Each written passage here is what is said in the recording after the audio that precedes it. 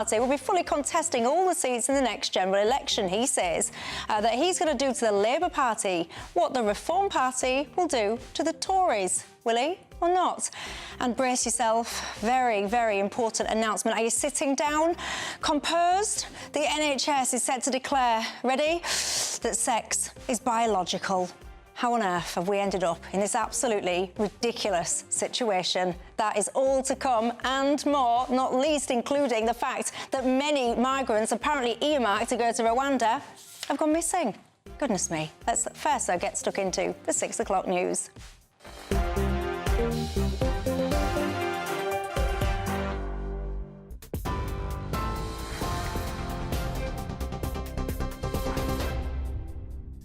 Good evening, I'm Ray Addison in the GB newsroom. Our top stories this hour. And video has emerged showing the moment that police arrested a man wielding a sword in north-east London. Officers cornered him at a property, bringing the suspect to the ground with 3 separate taser discharges. He's been arrested on suspicion of murder following the death of a 14-year-old boy.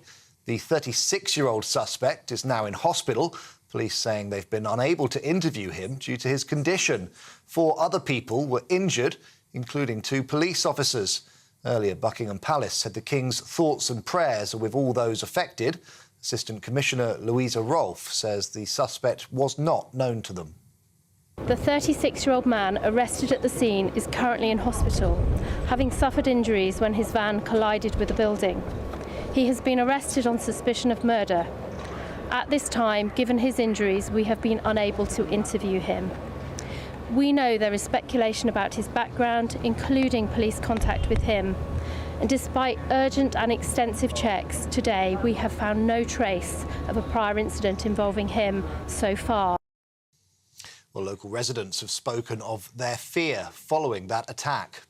It's really, really devastating because now I live here. I don't feel safe anymore. I don't think I would be able to take my daughter and let her out by herself here because we're constantly now, within the last year and a half, we're hearing something's always happening. You almost become more cynical to it after a while. But I think when you have conversations about the police forces and, attendances to incidents like this, the police force needs to be commended for what they have been able to achieve with the resources they've got. A jealous ex-partner who killed a mother in front of her 2 children has been handed a life sentence. 46-year-old Obert Moyo attacked 35-year-old Perseverance Nkub in her bedroom before chasing her into the street. Once there, he stabbed her through the heart with a meat skewer. He's been told he must serve a minimum of 27 years. King Charles has revealed his shock at being diagnosed with cancer as he returned to official public duties for the first time since his diagnosis. He visited a cancer treatment centre alongside the Queen to meet medical specialists and patients. When asked about the state of his health, he said, "I'm well." The King has been announced as the new patron of Cancer Research UK, taking over from his mother, the late Queen Elizabeth. The government has denied claims that it's lost track of thousands of migrants. That's after a Home Office report suggested that more than half of those set for deportation to Rwanda could not be located. According to the figures, just over 2,100 identified for removal are in touch with authorities. That's out of 5,700. All had been told that their asylum claims were inadmissible. Shadow Chancellor Rachel Reeves says the government has lost control of illegal immigration. The Conservatives have lost control of the borders and now they have literally lost the people who they say they're going to be sending to Rwanda. They've lost control of the immigration and asylum system, and it is ordinary working people that are paying the price. The government need to crack down on the criminal gangs that are luring people to this country and then process the claims without losing the asylum seekers, which is now what is appearing to happen. Sir Keir Starmer says the people of Scotland should be allowed to have a say on who becomes the next leader of the SNP. That's after a motion of no confidence in the Scottish Government was tabled by the Labour Party there. That will be debated and voted on tomorrow. Humza Yousaf announced that he was stepping down as First Minister on Monday and will continue in his post until a replacement can be found. Senior SNP figures are backing former Deputy First Minister John Swinney for the top job.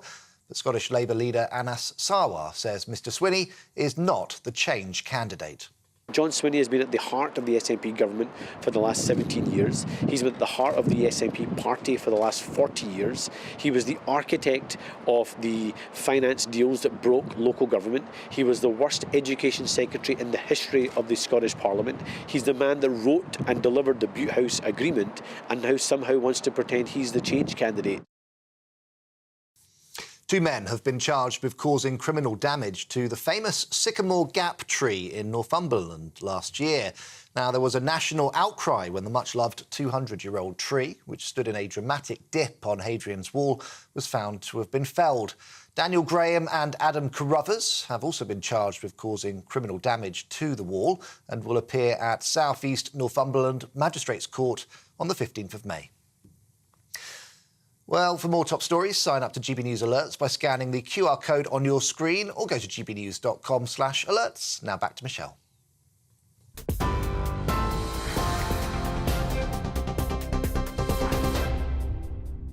Thanks very much for that, Ray. I'm Michelle Dewberry and I'm keeping you company till 7 o'clock tonight. Alongside me, the parliamentary sketch writer at the Daily Mail, Quentin Letts, and the author and journalist, Ella Whelan.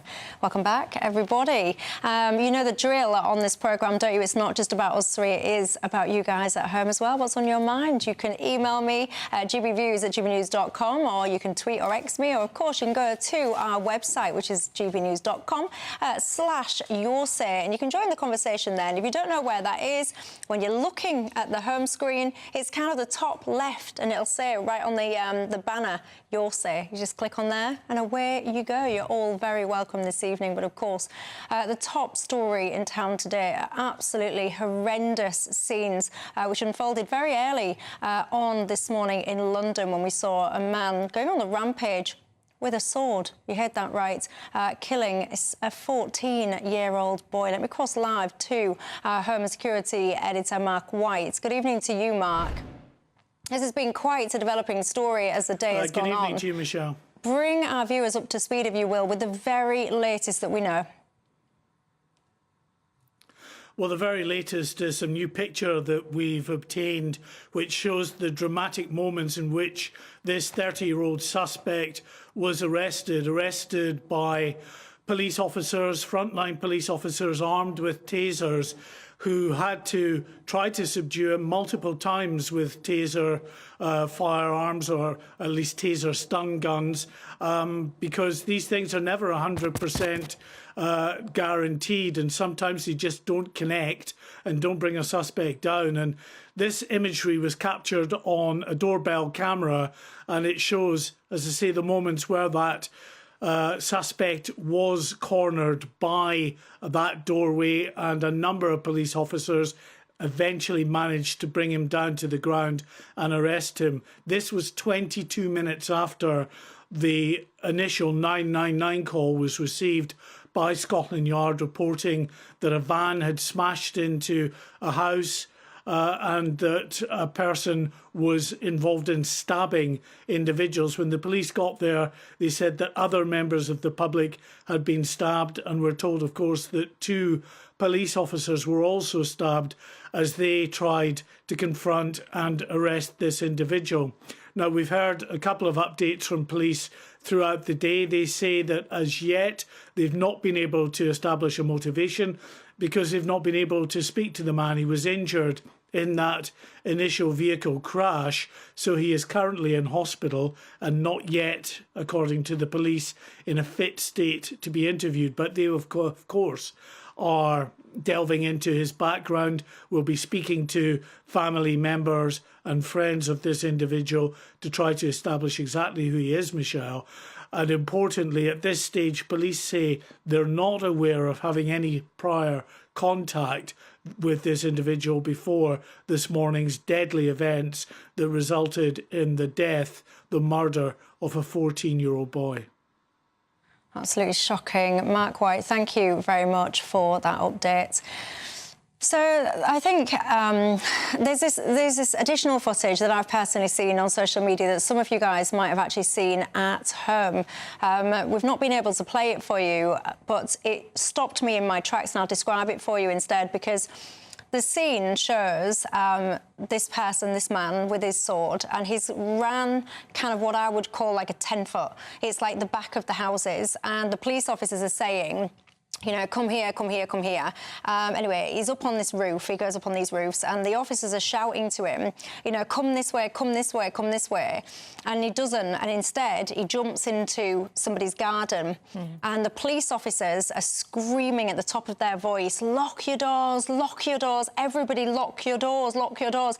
And it, even like recounting it now, it puts like chills on my arms, because they were desperately trying to keep everybody safe. They were going towards him. You just saw then the moment that he was kind of subdued, tasered and arrested, they were going towards them. And very often, and I admit it often on this programme as well, the police do come in for criticism.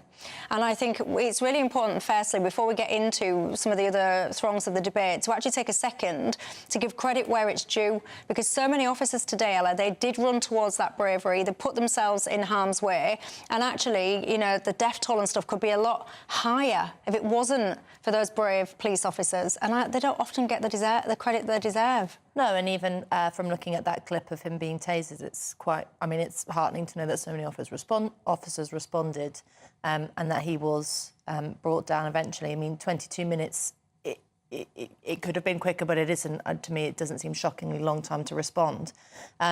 There's not a huge amount to analyse because we just don't know enough about what has happened, and it was so recent, other than obviously expressing utter heartbreak at a parent's worst nightmare with the 14-year-old. But I suppose in the coming sort of hours and days, there will be questions about his background, but also how this fits into a broader picture of knife crime in the capital. I mean, obviously, it is possible for freak incidents like this to happen, and it's not your everyday occurrence that someone goes around with what looks like a samurai sword. But this is one of those terrifying events that's hard to understand at the moment. Very good footage, that doorbell camera footage. Journalistically very interesting, but also be useful, I suspect, in the legal proceedings. The suspect was wielding a villainous-looking blade.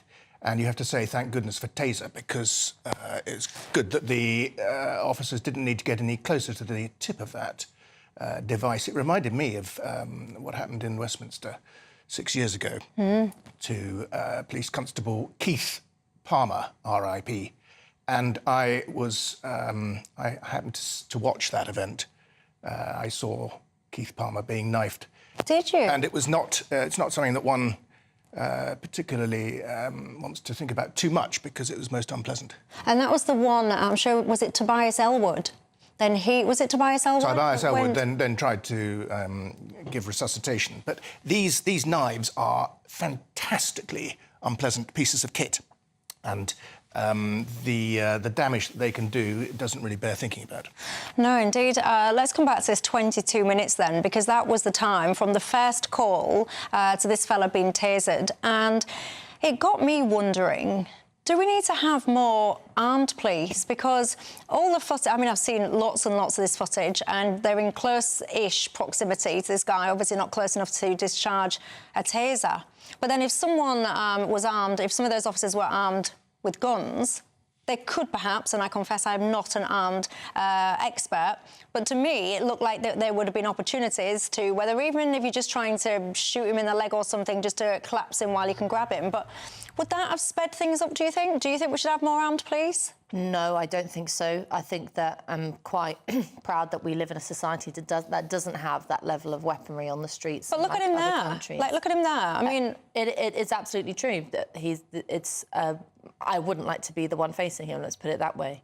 But I think that, you know, part of the bravery of a police and the skill of being a public servant in the police is to be able to handle situations like that without reaching for a gun. I mean, we could get into the sort of discussion about what happens in America with police who are armed to the teeth. I wouldn't like to replicate that in this country. But I think just a sort of a point on the whole kind of the horrendousness of the knife.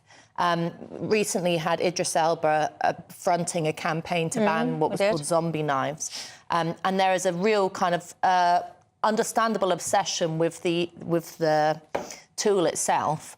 And I think that's a mistake to get too hung up on that, because you can do terrible damage with a bread knife.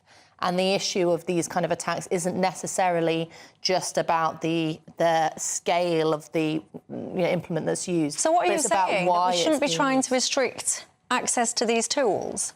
You can't. No, I have. No, I can't though. I mean, you can't. You have to have knives in life. You have to have knives. Butchers have to have knives to cut up a cow.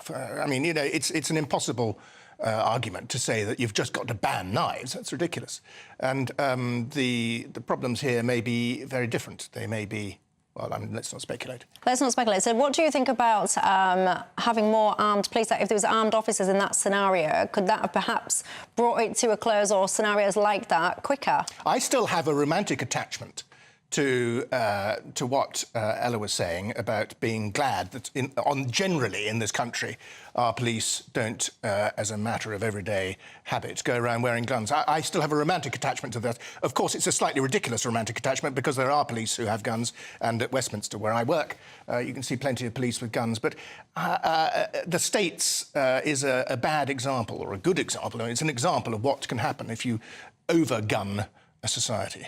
Yeah, I've got to say as well, there was an initial statement that came out from the police that was describing that child as being a 13-year-old child, but then they issued a correction to that because apparently he just had his birthday fairly recently, was in fact 14. It just does not bear thinking about.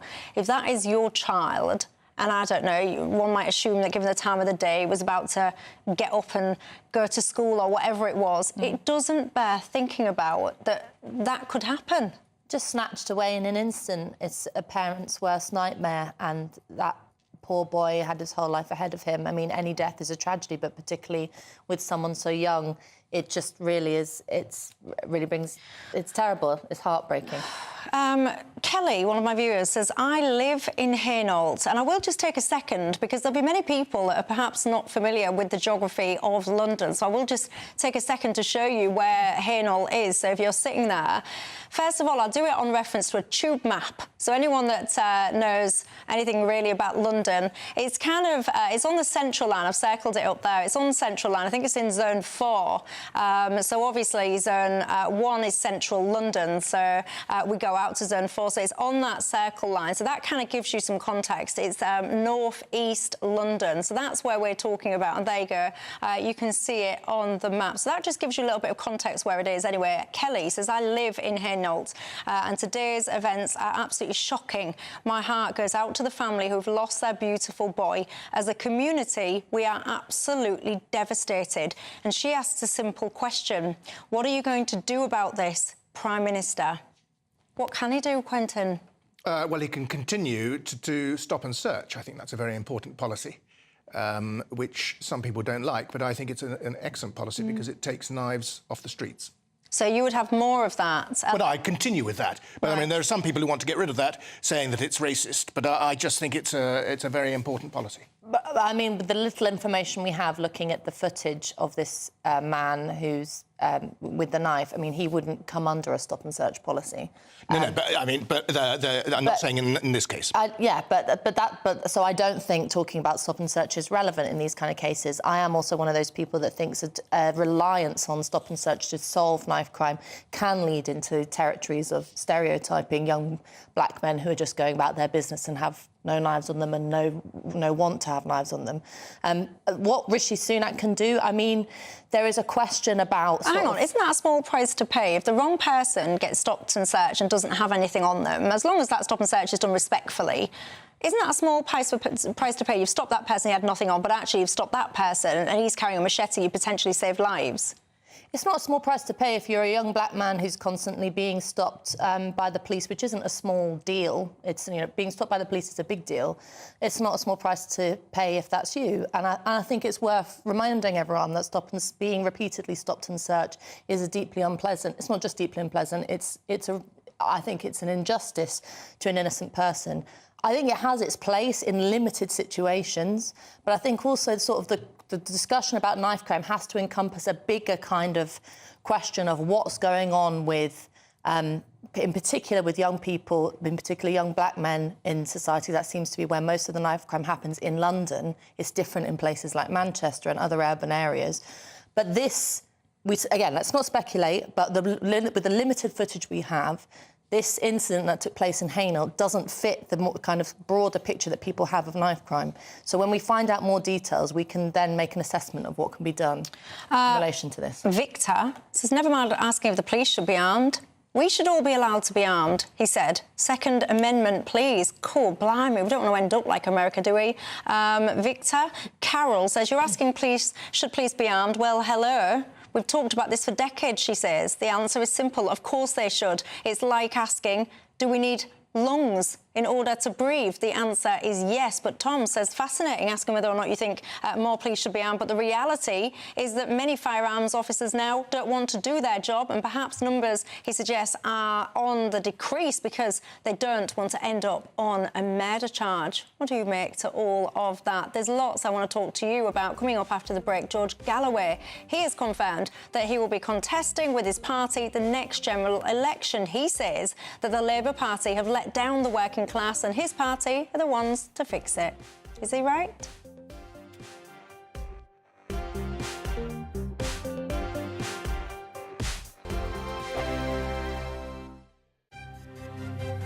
GB News Breakfast, every day from 6 a.m. Do you mind if I ask you a little bit about Sebastian? It really amazes me how a mother who can lose a child in such a shocking and unexpected way, so little, so precious, can then turn that grief into something so positive. How did you find the strength to get up, get a camera crew, as you say, travel to the other side of the world and investigate all of this?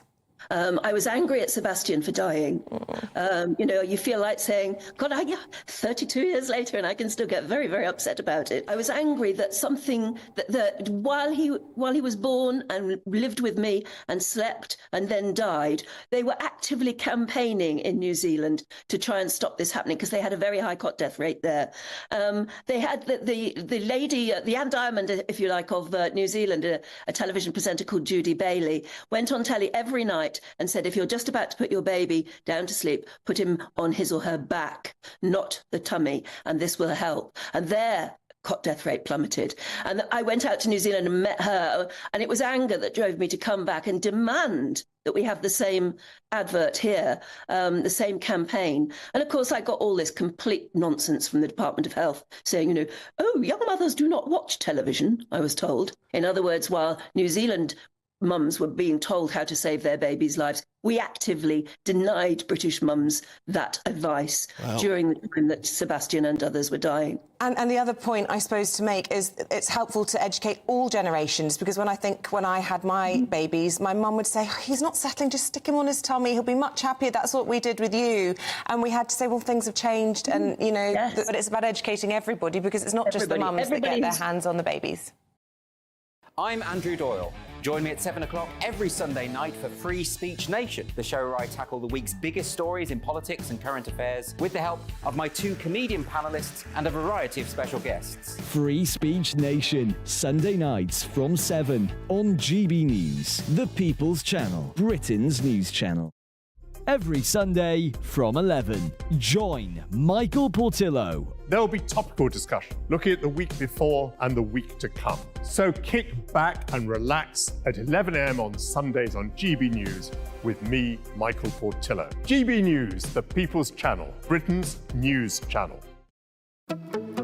Good afternoon, Britain. Good afternoon, Britain. Weekdays from midday, we bring you the most compelling stories from across the United Kingdom. And why it matters to you. From your doorstep to our inbox. That's right, we want to hear from you. Good afternoon, Britain. Only on GB News, the People's Channel, Britain's news channel.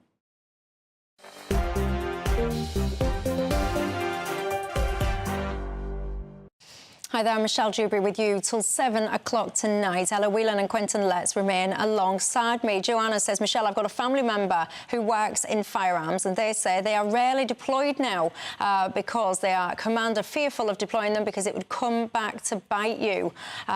She says that these people have not got the backing or the support when they use their firearms. I was asking, of course, whether or not we need more armed police in the events of what we're seeing unfolding in London this morning. Horrendous. Exodus. Also taking place today, we've seen a big press conference outside of Parliament taken place by George Galloway and his Working Party for Great Britain. He was saying essentially that his party is going to stand in the next general election, and he believes that his party are the ones to fight for the working class. He absolutely believes that the Labour Party has abandoned them. Let's listen to what George Galloway had to say. Let me take Aroma and Angela Rayner. Her majority is 4,000. Aroma will take a minimum of 10,000 and a maximum of 20,000 votes. That puts Angela Rayner out of Parliament. Blimey, there you go. Angela Rayner out of Parliament. Do you think that's realistic or not? Monty Panesar as well, the bowler, he is one of the candidates. Let's listen to what he had to say. Okay. I'm sure everyone's probably asking the big question, why have I joined this party? And I think the only reason is I'm here to represent the working class people of this country. And when I played cricket for England, I know I got so much support from the public, and now it's my time to give back to the working class, make sure that the gap between the rich and poor gets closer, and that's why I'm joining this party, and hopefully I'll win my seat at Southall and Ealing and make a difference to this country. There you go. I was hoping to speak to Monty tonight. I was looking forward to it, in fact, but his agent said he's a bit too tired after the busy goings-on of the day. If you want to represent the workers, Monty, you've got to learn to graft, my friend, put a proper shift in, and hopefully I'll speak to him very soon. But, Quentin, what do you make, then, the Workers' Party of Great Britain? Are they going to be a threat to the Labour Party? They might be. I don't know. It's very hard to predict these things. Monty Panesar, very good spin bowler, took 167 wickets in tests, so nothing wrong with his spinning, so maybe that'll help in politics. But I have to say, when my boy, my son, was about 5 or 6, he went through a period when he was trying to collect autographs of cricketers. And he went up to Kevin Peterson, who is said to be a very difficult bloke, and Kevin Peterson could not have been more charming. And he went up to Andrew Strauss, and Andrew Strauss, fantastically nice to him at Bristol. And then at Gloucester, we went to Gloucester when Gloucestershire played there. And he went to when Northamptonshire were playing, and my little boy Claude went up to Monty Panesar, the wonderful, had such a good reputation, and Panesar was horrible to him. Couldn't give him the time of day. So what was that about? Now is my time to give back. Well, it certainly wasn't his behaviour at that point. I was very disappointed, and my boy was sort of crestfallen and couldn't understand the reaction of. Oh, I hate that. I hate that when I see footballers and stuff, and they just walk past their fans. I always hate that because I think it's your fans that have put you in that position.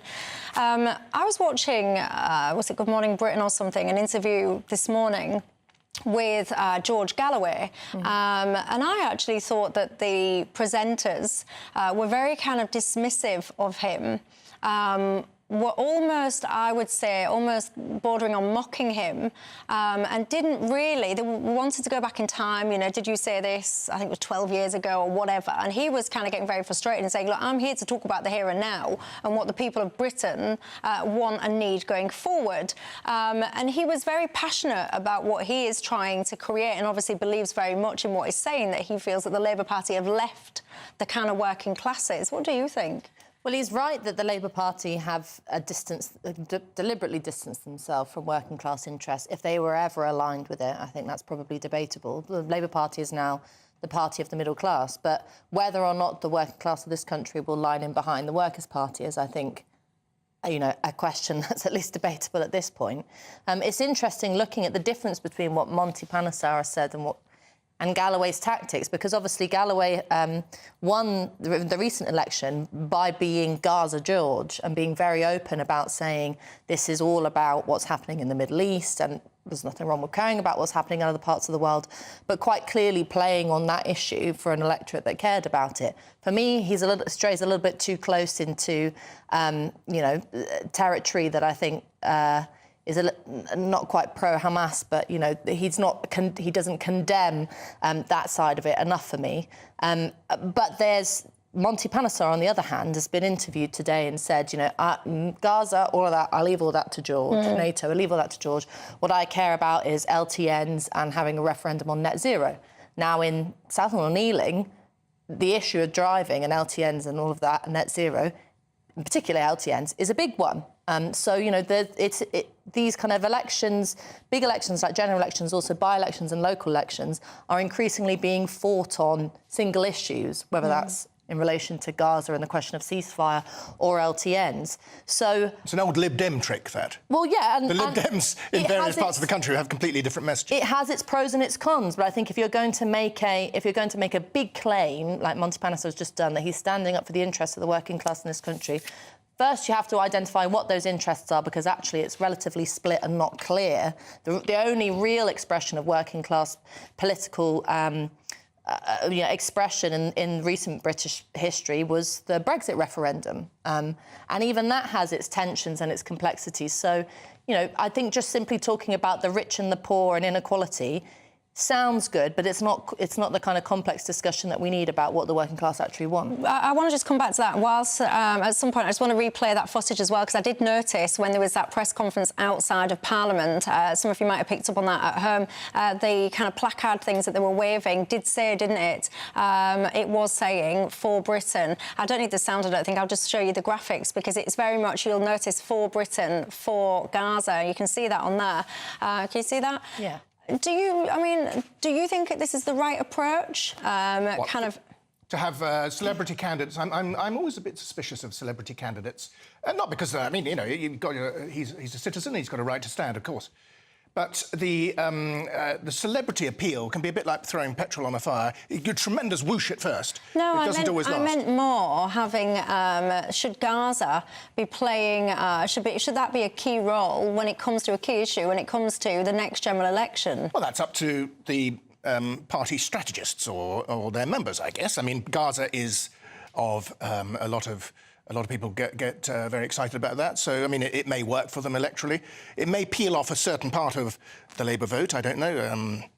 It's happily not my problem. Monty Python also said his aspiration in politics is to one day become the Prime Minister. Well, I would say careful what you wish for. Yeah, well, no, I mean, good luck to him. But why would you laugh? Would you laugh because you think that's unrealistic? Or I think if you're just announcing your candidacy in a parliamentary election and say, I want to be Prime Minister, I think you're several steps ahead. But what's wrong with that? Well, I don't know. Having ambition. I just think it's sort of a bit like Hereford FC, whom I love, saying we're going to win the Premiership. Yeah, well, wouldn't you be saluting them dreaming big? I admire your aspirational encouragement there, but I just don't think it's feasible. Let me tell you what I think goes on in politics, and you won't like this. I think there's too much elitist snobbery. And I'd agree with you.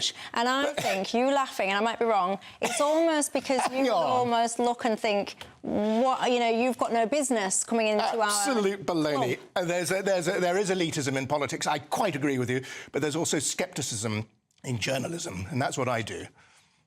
What do you make to it, Ella?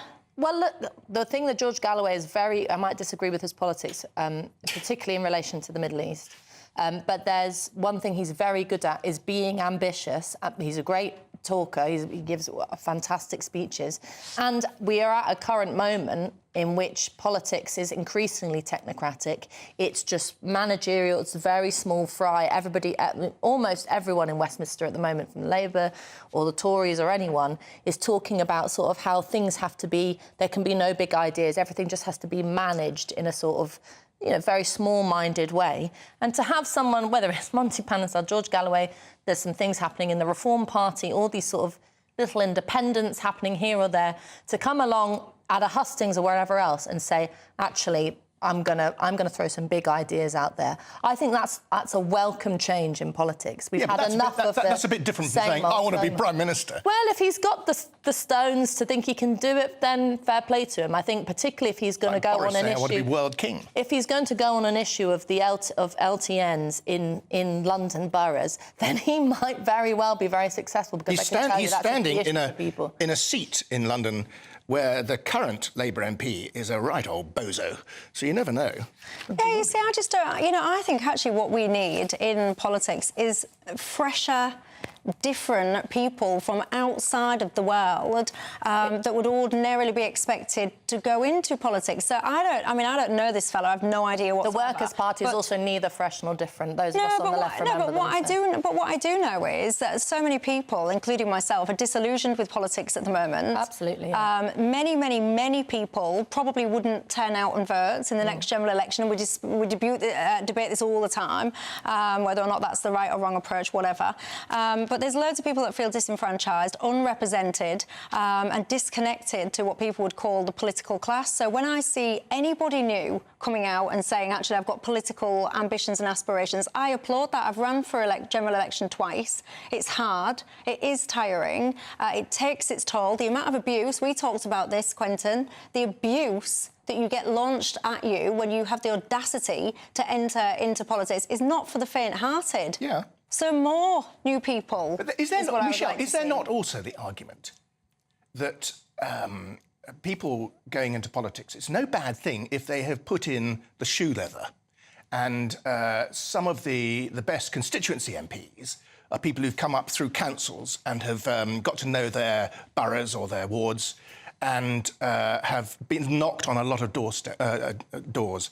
And that is a very important part of the political setup. And now you'll be saying about those people, oh, well, they're just part of the machine. But actually, that's a rather honourable part of the machine in that they have put in the legwork over the years. But I think you don't. There's a kind of practicality to it, which is knowing the business, which is no bad thing, as you've just described. But I also think that, it's all about what ideas you have. And at the moment, all the ideas in Westminster, or whether it's local councils or anything like that, are tired. They're not. They are. That's not true. There's not been a new idea around the palaces of Westminster for more than a decade. It's all the same. Rwanda.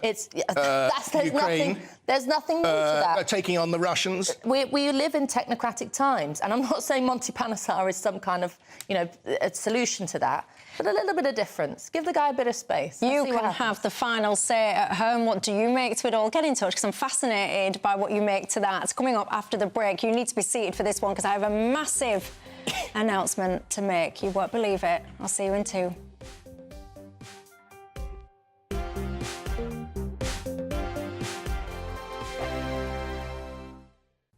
Time for your latest weather update from the Met Office here on GB News. Good evening to you. A different day tomorrow. In the east, we'll have much more cloud compared to today, whereas in the west, it should be a little brighter. Still some wet weather around, though, across parts of Wales and southwest England this evening, affecting the West Midlands too. That showery rain working into southwest Scotland. At the same time, a few showers coming into eastern England, particularly Norfolk, Suffolk and up towards Lincolnshire. Many other areas, though, will be dry. Quite a mild night. Temperatures in some towns and cities staying in double digits. On to Wednesday, and a very different day across the northeast of England and eastern Scotland. Much more cloud around. There will be some rain at times here as well, particularly across the far northeast through the late morning into the early afternoon. A much brighter day there for Wales and southwest England. We'll see some sunny spells for Northern Ireland and particularly western Scotland. 18 degrees likely here. And further south with a bit of brightness, we might get close to 20 Celsius. But in the south, late on, look at this, some heavy rain working up from France, and we could well see some big downpours and some thunderstorms, particularly through the early hours of Thursday morning across southern England, maybe the Midlands and parts of South Wales. So some rumbles of thunder, some flashes of lightning. They'll be clearing away during Thursday morning, but still staying cloudy with some showers in the south on Thursday. Many places elsewhere seeing some good spells of sunshine, but cool and cloudy on some of these North Sea coasts. But in the sunshine, 20 degrees possible in western Scotland. The latest GB News travel. Good evening, I'm Johnny Ratner with the latest on the M6 in Cumbria. 2 lanes are blocked off southbound from junction 40 to 39 between the Penrith and Shap exits after a lorry caught fire. Recovery work is underway. Long queues on the M58 heading east through Lancashire towards the M6. A lane still closed for repair works after a vehicle caught fire and following an accident. The M40 in Oxfordshire closed both ways at 8A, the Oxford Services exit after a vehicle struck a bridge. On the M1 in Bedfordshire, where the 2 left lanes are closed northbound 12 to 13 towards Bedford after 3 lorries collided and left a spillage. On the Essex stretch of the M25, the inside lanes closed both ways. It's junction 28 of the A12 for emergency repairs. And on the Kent stretch, well, the inside lane shut both ways between the Sevenoaks exit where it meets the M26 and Clackett Lane. Emergency repair works are underway, causing queues. That's the latest. You can stay up to date throughout the day by visiting our website, gbnews.com. We're GB News, and we come from a proud tradition of British journalism. That's why I'm so excited to be here. It's something so new. The first news channel to be launched in Britain in over 30 years. Launched to represent the views of the British people. To go where other broadcasters refuse to go. How did you find out about the story in the first place? Launched with one aim. To be the fearless champion of Britain. It's an absolutely fantastic atmosphere here. This is GB News. GB News, Britain's news channel.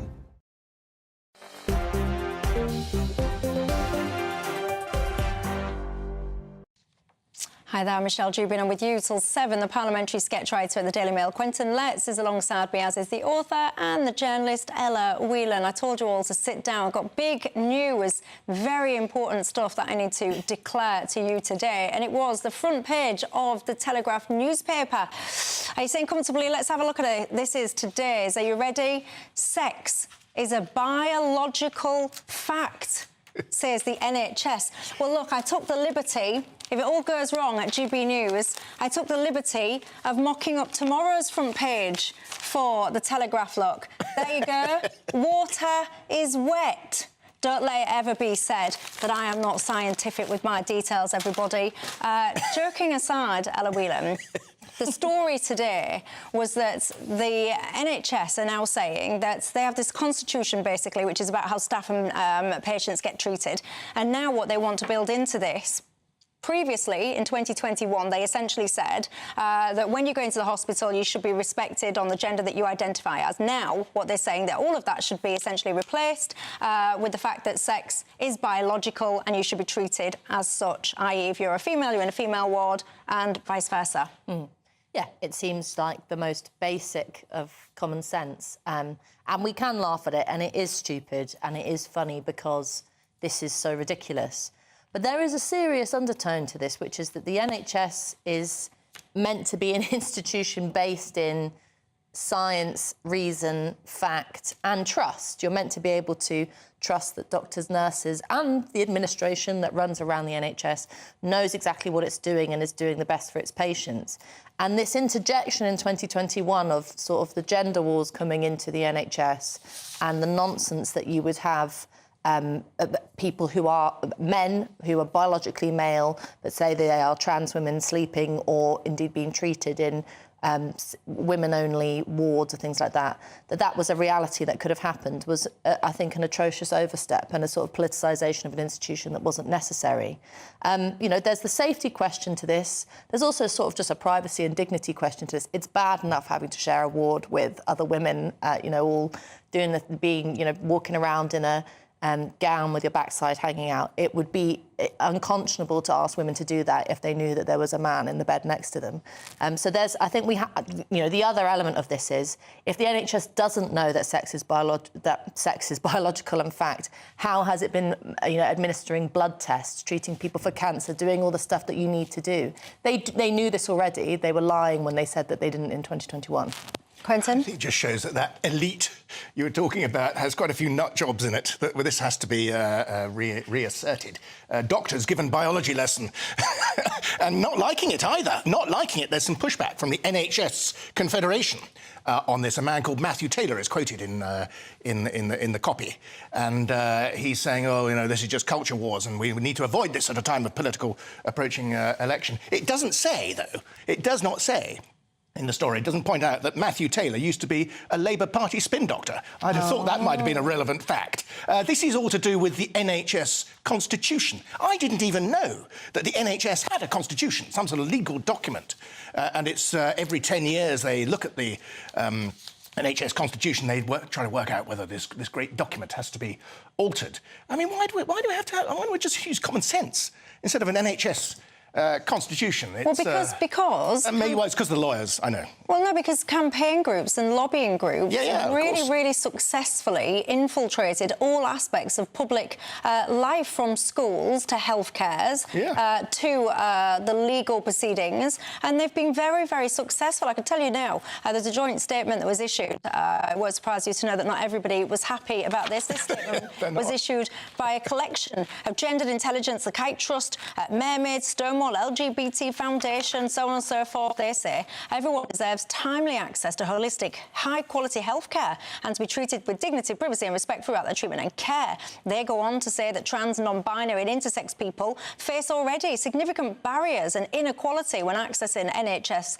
care, and they go on to point out that this is a consultation which closes on the 25th of June, and they want everyone to get involved and make their feelings known about that. They are very concerned about it.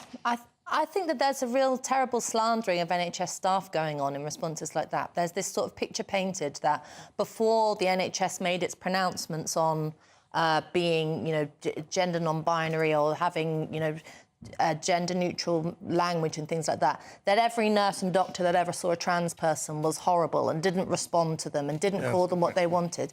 That just isn't the case, that we do not have some kind of pandemic of transphobic staff in the NHS. So if I was an NHS staff worker, I'd feel really aggrieved at that picture that's being painted. But there's, you know, there's also a sort of, there has to be a reckoning with reality here, which is that if you are a trans patient going into access care in the NHS, there is a difference between you being treated with dignity like anyone else and, you know, the name that you have being used and all the rest of it, which staff already do.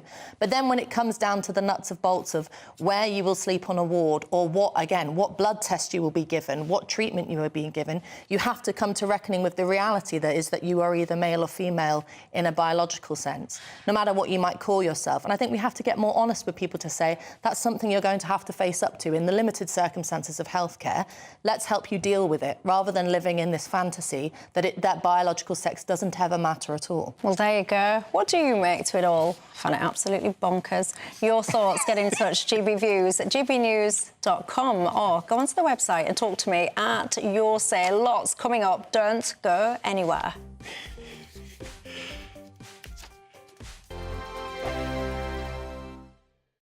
GB News is Britain's election channel. And from Thursday, the people decide. As the country heads to the polls in a rush of elections, we'll take you through the night as the first results come in. And we'll pick up at breakfast with the very best guests and analysis. And on the weekend, the results won't stop, and neither will we. We'll explore what it all means for you as we look ahead to the general election. Continuing coverage live from Thursday at midnight on GB News. Britain's newsroom, weekday mornings from 9:30. Men's mental health. Men are starting to talk a lot more. You've been through a lot of stuff that people don't know about. Yeah, I mean, the last few years for me have been very, very difficult. People see me on tour, performing, making music, but myself and my wife, you know, we went through 2 miscarriages, you know, and, you know, for us, that was a very devastating time and very difficult to know how to kind of process those emotions. And I guess as a man, I did the thing of bottling up my emotions, and where I feel comfortable to be able to express myself is in the studio, whereas, you know, she had obviously a different reaction to, you know, what happened to us, because not only was it happening to her mentally, psychologically, but it was happening to her physically as well. And I think something that she really wanted to see from me was that sensitivity and that emotion. And I thought that as a man, being strong was trying to bottle up my emotions and just show her that, no, you know, that I'm being strong for her. But actually being strong is talking about it. And what's happened ever since I've started to talk about it is I've spoken to more men that have experienced baby loss. My wife forced out of me, you know, how do you feel? And I ended up as a mess on the floor. I was exasperating, crying, almost inconsolable. She was just holding me in her arms as we cried together, and we cried together. And I didn't realise I needed that release so badly. Like I said, I've been able to speak to other men, and we've been able to cry together, and they shared their own experiences, which they did similar to me. But actually, you know, as men, I feel like that conversation and that sensitivity and being able to be emotional together. I'm Patrick Christie's. Every weeknight from 9, I bring you 2 hours of unmissable, explosive debate and headline-grabbing interviews. What impact has that had? We got death threats and the bomb threat and so on. Our job is to do what's in the best interest of our country. You made my argument for me. My guests and I tackle the issues that really matter with a sharp take on every story. I'm hearing it up and down the country. That was a beginning, not an end. Patrick Christie's tonight from 9 p.m. only on GB News, Britain's news channel.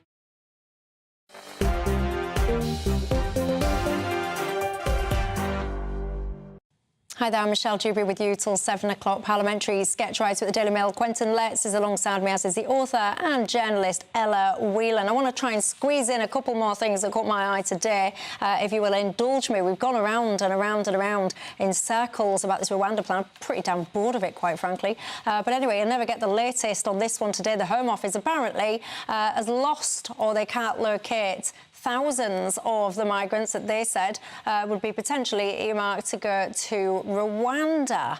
The Home Office have denied that this is actually the case. What do you make to it all? They've all gone to Dublin. As we speak, they are whizzing past the border post. Actually, there isn't a border post anymore. At Newry, you know, heading south. And the Irish are now absolutely furious and saying there ought to be a hard border. Yeah, and actually, that we need to be able to return them. We covered that on the show. I mean, are we surprised that the Home Office is clueless? I've been in select committees at Westminster where Home Office, senior Home Office officials have been on, and they've been as useless as sort of threadbare deck chairs. Absolutely pathetic.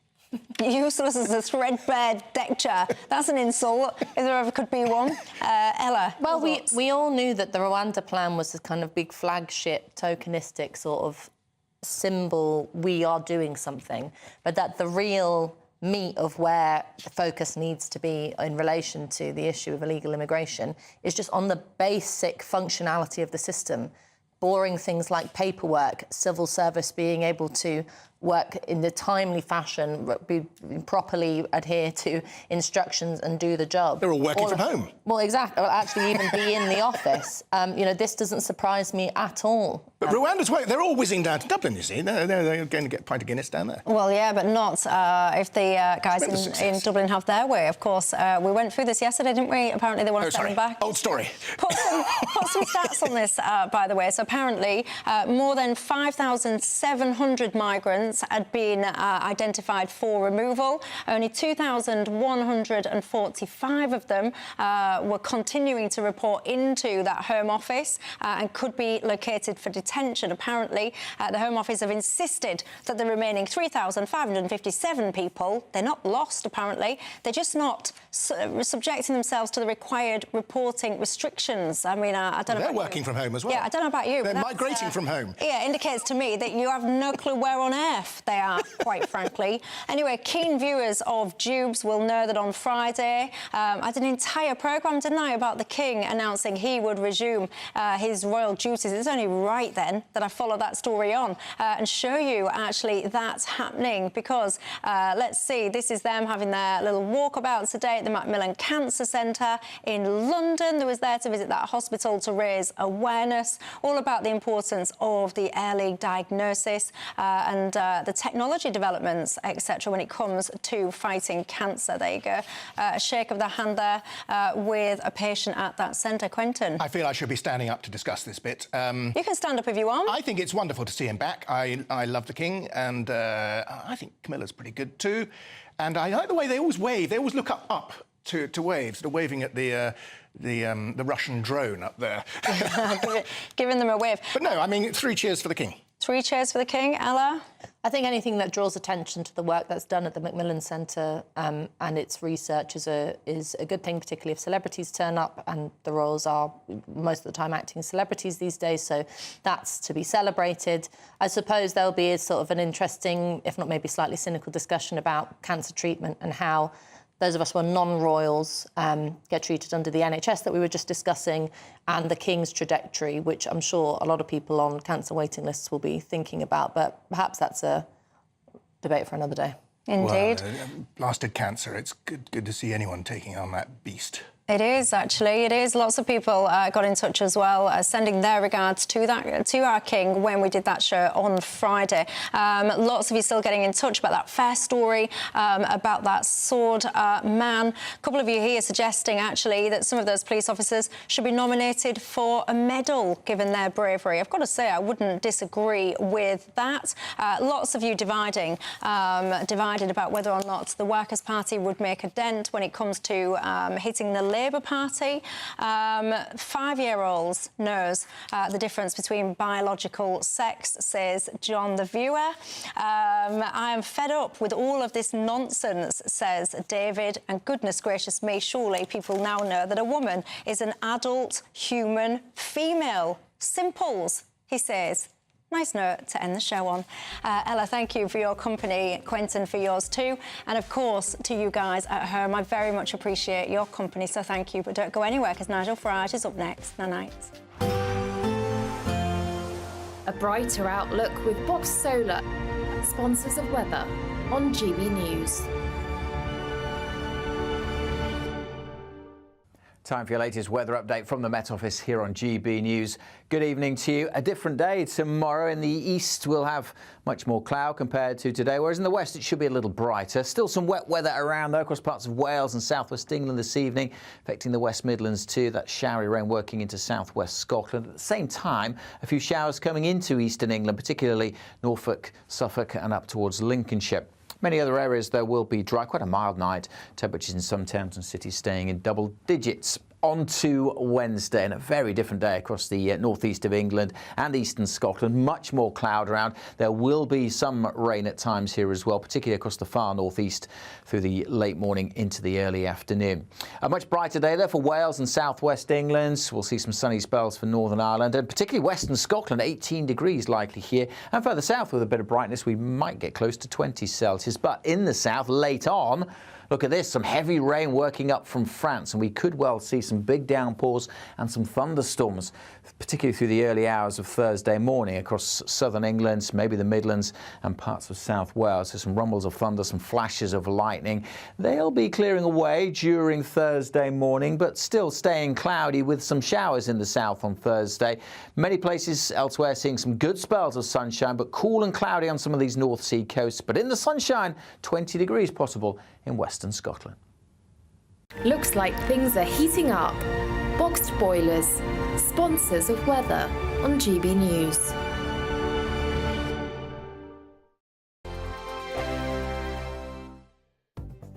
The latest GB News travel.